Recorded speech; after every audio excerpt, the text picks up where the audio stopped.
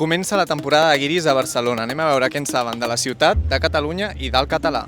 I love the identity of Catalan language, and I think it's very important to keep it and for everybody to learn at least the basis. So I know about the Catalan language, but I don't know it. I can't speak it. I know it exists, but that's all that I know. I can teach you like 3 basic sentences. Good morning. It's bon dia. Bon dia. Bon dia. bon dia. If you want to say thank you, you can say gracias. Either you can say similar to French, which is merci. Merci, yes. Merci. Yeah. That's easy. I learned some words because I think it's just a thing of respect, no, to go somewhere, Yeah. I don't know, even things of every day, no, to go to a supermarket and say adeu. When you say goodbye, you can say adeu. Adeu. Adeu. Adeu. Adeo. Adeu. Adeo. I've never had any situation that I could call negative, so I'm in love with Catalonia. Adeu.